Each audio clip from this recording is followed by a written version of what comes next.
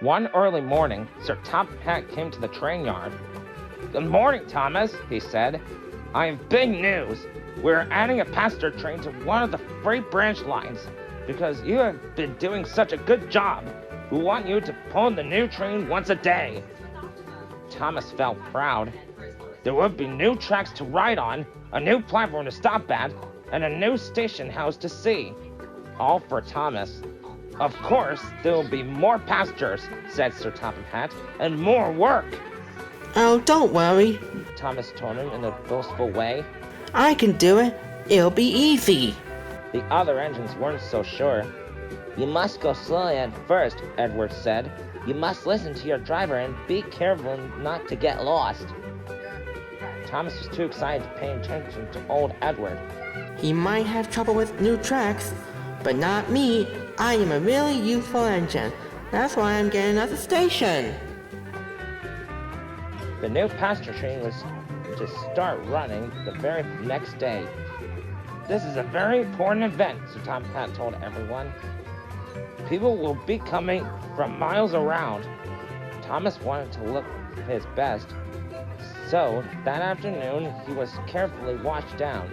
Then he got a bright new paint job. Now I look shiny and new. I look just the way a really useful engine should. The next day, when Thomas' paint was quite dry, his coaches, Annie and Clever, got into place. The driver climbed into the cab and they were off. Clickety-clack, Thomas was heading for the new station. "Make sure you read the signs along the tracks," Sir Topham Hatt called to him.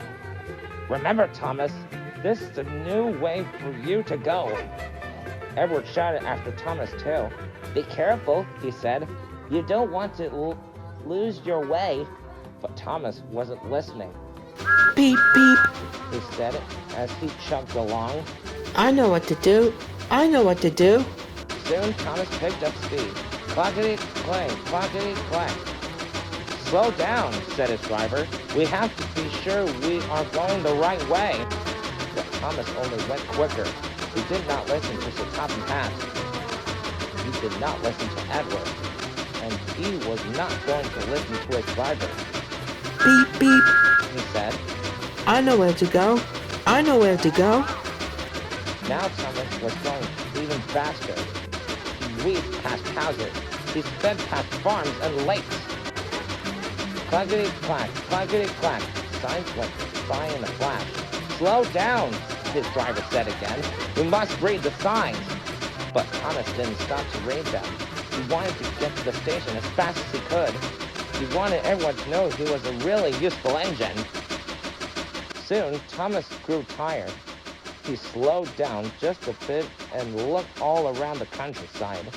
He saw a water tower and cows grazing in a meadow, but they didn't look familiar. Oh my, said Thomas. Where am I? I didn't listen to the Topham Hatt, Edward, or my driver. I didn't even read the signs. I wasn't careful at all. Clackety-clack, clackety-clack. Thomas came to a stop. He felt just awful. Sir Topham Hatt was waiting for him at the new railroad station with all the new passengers. And where was Thomas? Lost? Maybe I am not a real useful engine after all, Thomas said sadly. A big tear rolled down his cheek.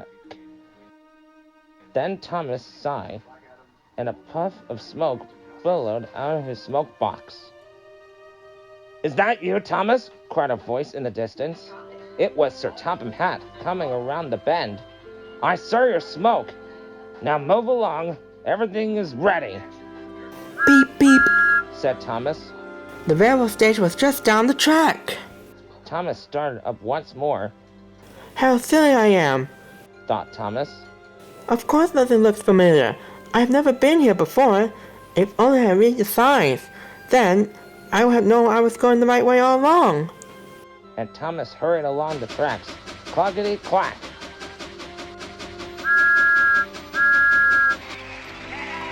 "Hooray! Hooray!" the passengers shouted when they saw Thomas.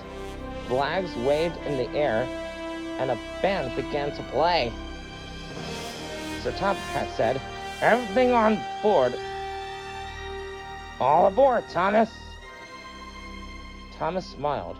He was in the new railroad station, and just in time. But then Thomas looked at his driver. He looked at Sir Top Hat. They did not look pleased, and Thomas knew something still wasn't right. I'm sorry. He said to both of them. I should have listened. I should have been more careful. Then I would have known I wasn't lost. I would have known I was going the right way all along. Back at the train yard, Thomas said the same thing to Edward. I should have listened to you. He told his friend. I should not have gone so quickly. Now Thomas was happy. He knew next time he'd do it right. Next time he'd be a really useful engine.